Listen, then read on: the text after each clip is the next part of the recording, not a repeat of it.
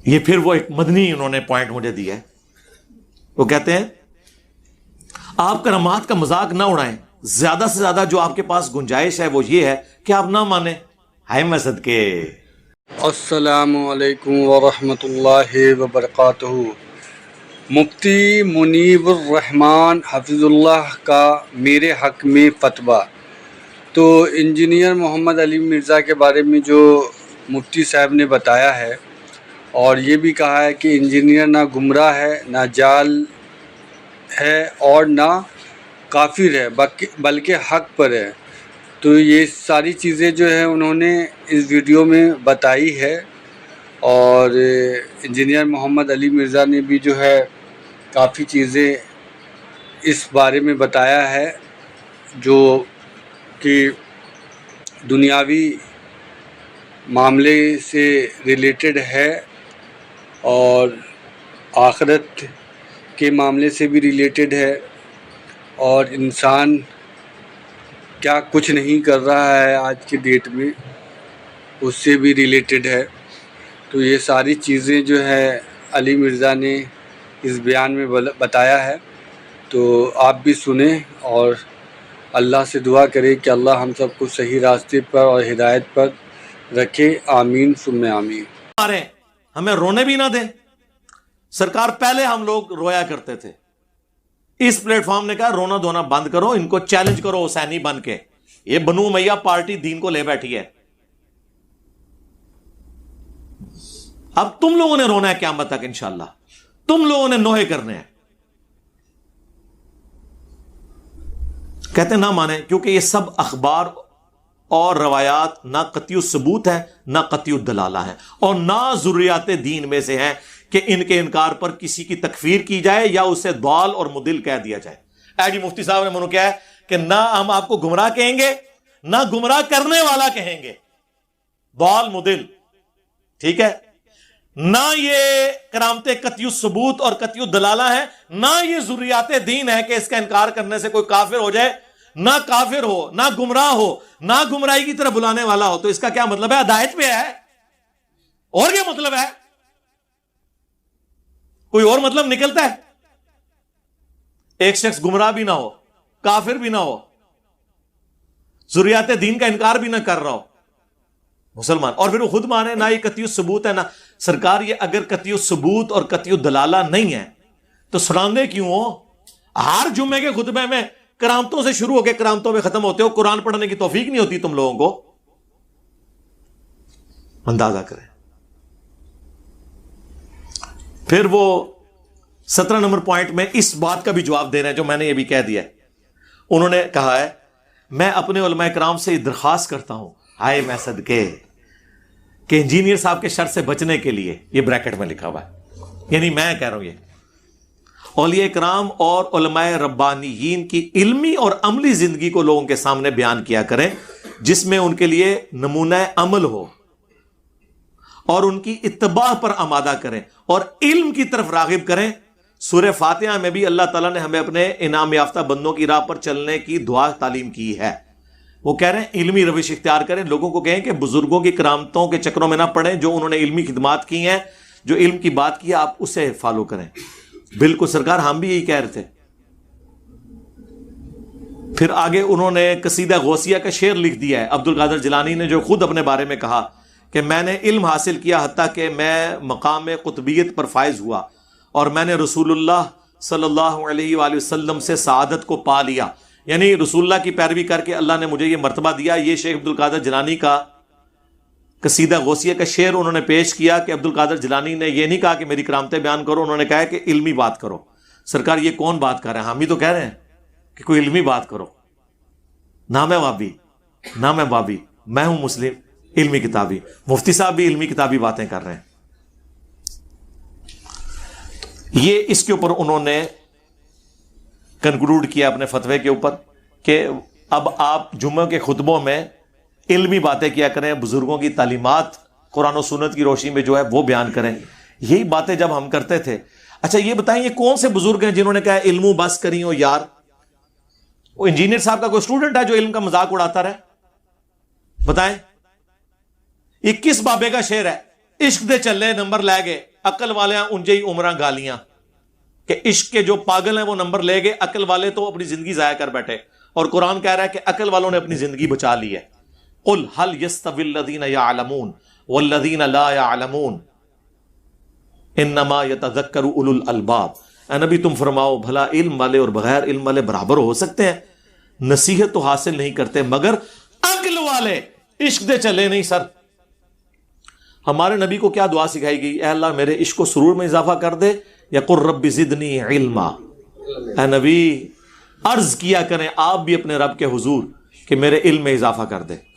جی سنن ابن ماجہ میں جو حدیث ہے، ام سلمہ ہماری ماں کہتی ہیں رسول اللہ فجر کا سلام پھیر کے دعا مانگتے تھے، اللہم انی اسألک علما نافعا ورزقا طیبا وعملا متقبلا. جی اللہ فرما رہا ہے انما یخشی اللہ من عبادہ العلماء. اللہ کی خشیت اور معرفت تو نہیں مگر صرف اہل علم کو. عقل کے چلوں کی بات کہاں ہو رہی ہے؟ پورے کا پورا تانا بانا علم کے گرد ہے. انبیاء کی وراثت کیا ہے؟ علم. ہر چیز علم کے گرد گھومتی ہے. قرآن علم کی بات کرتا ہے. اللہ نے اہل ایمان کی نشانی کیا بیان کی ہے؟ اولو العلم قائما بالقسط. اہل علم جو ہے نا، انصاف پر جو قائم ہستی ہے اس کے توحید کے اوپر اہل علم بھی گواہ ہے. علم سے بات شروع ہو کر علم پہ ہی ختم ہوتی ہے. دین پورے کا پورا علم ہے. اور یہاں پہ علم کا یہ لوگ مذاق اڑاتے ہیں. خیر مفتی صاحب نے مان لیا کہ یہ آپ لوگ علمی خدمات کریں ورنہ انجینئر صاحب آپ کا مذاق اڑائیں گے. سرکار آپ مذاق کیوں نہ اڑائیں میرے بھائی. جب آپ یہ کہیں کہ اوپر دیکھا تو سونا نیچے دیکھا تو سونا، تو کوئی شخص کھڑا ہوگا نا کہ بابا جی بابا جی، پھر آپ کو رانگ نمبر بھی وہ کہے گا. مرشد پاک یاد آ گئے. مصباحی صاحب نے آج سے 2 سال پہلے کہا تھا یہ کیا ہوا؟ تیری کتابیں، تیرا کمرہ، تیرے ہی لوگ. سرکار نہ یہ کتابیں میری ہیں، یہ کتابیں ہماری سانجھی ہیں، قرآن بخاری مسلم. یہ لوگ تو بالکل میرے نہیں ہیں، یہ آپ کے تھے جو آپ کا فرقہ چھوڑ کے آئے ہیں. یہ اللہ کے بندے ہیں، اس کے رسول کے امتی ہیں عز وجل و صلی اللہ علیہ وآلہ وسلم. اور کمرہ بھی میرا نہیں ہے، کرائے کے اوپر ہے. تو اس میں انہوں نے کیا تھا؟ کبھی بلانا ہمیں بھی. سرکار 2 سال سے تو آپ کو بلا رہے ہیں. اکیلا آنا ہے، باڈی گارڈ لے آئیں. وہ کراچی کے مفتی کی طرح نہیں آنا بھاگنے کے لیے ساتھ مولوی اٹیچ کر کے. اکیلا آنا ہے. باڈی گارڈ 10 لے آؤ بے شک، کوئی مسئلہ نہیں ہے.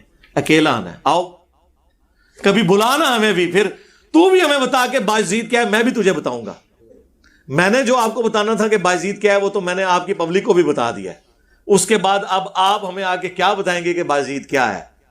سبحانی ما اعظم شأنی لوائی اعظم من لوائی محمد، یہ بتائیں گے آپ آ کے؟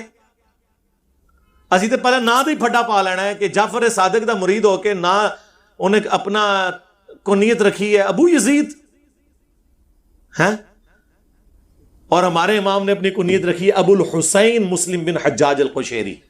یہ بھی 261 ہجری میں فوت ہوئے ہیں. بازید بھی 261 ہجری کے اندر دنیا سے تشریف لے گئے ہیں. پردہ شریف فرما لیا. ان کو کیا پتا تھا کہ ان کے پردہ فرمانے کے 1200 سال کے بعد آ کے کوئی پردہ اٹھائے گا ان سے.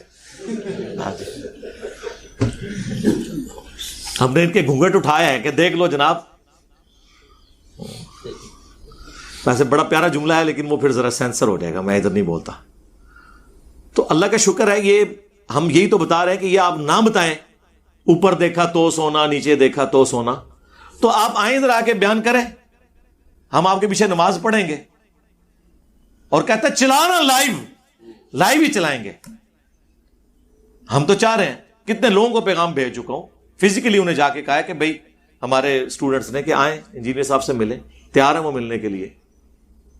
سرکار جب آپ یہ باتیں کریں گے اوپر دیکھا تو سونا، اور آپ دلیل آپ سے کوئی پوچھے تو آپ کہیں گے جی وہ داتا صاحب کے ایک پیر بھائی نے داتا صاحب کے مرشد کے بارے میں یہ چیز نقل کی ہے کہ وہ جب وہ ان کا پیر بھائی درخت پہ چڑھا تو ان کے مرشد ابو الفضل ختلی نیچے تھے، وہ خاص کیفیت میں تھے، اور وہ کیفیت یہ تھی کہ ان کے بال لمبے ہو رہے تھے تو پیسے نہیں تھے کہ نائی کے پاس جاتے.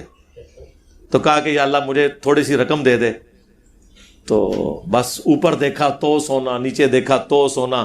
وہ کہتے ہیں درخت بھی سونے کا, اس کے پتے, اس کی ٹہنیاں بھی سونے کی ہوگی. ہاں نا, یہ بھی نال کہنے, ہاں نا, ہاں میرے کو ویڈیو پہ یہ ہوتی, میں خود دیکھا سی. ہاں نا, ہاں. داتا حضور کشف المحجوب میں لکھتے ہیں یہ فکرے ان کی زبان سے تب ادا ہوئے جب اس درخت کے نیچے تھے جس کے اوپر میں چڑھا ہوا تھا. آپ فرماتے خدا کی عزت و عظمت کی قسم, پورا درخت, اس کی ٹہنیاں, اس کا تنا, اس کی جڑیں بھی سونے کی ہو گئی, سارا, ہاں سارے سونے کا ہو گیا. اب وہ جو ہے نا وہ مٹی اٹھانے کے لیے نیچے ہوا, تو نیچے دیکھا تو زمین سونے کی, زمین سونے کی. حضرت یہ کیا ہوا, دائیں دیکھا تو سونا, بائیں دیکھا تو سونا, آگے دیکھا تو سونا, پیچھے دیکھا تو سونا. اب بابا جی نے کام کیا تھا, کیوں نہیں مٹی دیا ٹیما پھڑان دیا, اور کہتا ہے حضور کہاں سے پکڑاؤں, مٹی ہے ہی نہیں, جہاں تک نظر جاتی سونا ہی سونا. بابا جی ایک سوال ہے بابا جی, اگر آپ ہوا میں سونا نکال سکتے ہیں بابا جی, تو دیش کی غریبی کیوں نہیں مٹا دیتے بابا؟ جواب بابا جی, جب آپ خود سونا نکال سکتے ہو تو ہم لوگوں سے چندہ کیوں لیتے ہو بابا جی؟ جواب ہریوم ہریوم ہریوم. یہ رانگ نمبر ہے. تو سرکار ہم تو پھر ایک سمپل سی بات کریں گے کہ سورہ التوبہ کی آیت نمبر 92 پارہ نمبر 10 کے آخری صفحے پہ ہے کہ اے نبی, جب یہ اعرابی لوگ, غریب لوگ آپ کے پاس آتے ہیں غزوہ تبوک کے موقع پر کہ اے نبی آپ ہمارے لیے کوئی سواری اور راستے کا سامان ارینج کر دیں, ہم بھی آپ کے ساتھ جا کر تبوک میں رومن امپائر کے خلاف جو 1.5 لاکھ کی فوج لے کر آیا ہے, اور آپ کے ساتھی تو صرف 30,000 ہیں, آپ کے پاس مین پاور کی بھی کمی ہے, ہم چاہتے ہیں کہ آپ کے شانہ بشانہ لڑیں, 700 کلومیٹر کا سفر ہے, ہمارے لیے ایک اونٹ ارینج کر دیں اور راستے کا سامان, تو ہم بھی آپ کے ساتھ جائیں گے. اور اے نبی تم کہتے ہو کہ میں کوئی چیز ایسی نہیں پاتا جس کے ذریعے میں تمہاری کو مدد کر سکوں. ہائے ہائے. اور تم دیکھتے ہو کہ یہ ساتھی جب تم سے واپس ہوتے ہیں تو ان کی آنکھیں آنسوؤں سے تر ہوتی ہیں اس غم کے سبب کہ ہم اپنے نبی کے ساتھ جہاد نہیں کر سکیں گے.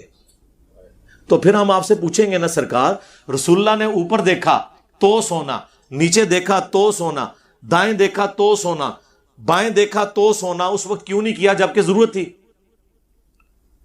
وہ تو ترمذی میں آ رہا ہے کہ حضرت عثمان بن عفان رضی اللہ تعالیٰ عنہ نے نبی علیہ السلام کو سونے کی اشرفیاں اور ساز و سامان دیا, اور نبی علیہ السلام خوشی کے عالم میں اسے الٹ پلٹ کرتے تھے اور فرماتے تھے عثمان جنتی ہے, آج کے بعد جو مرضی کرے.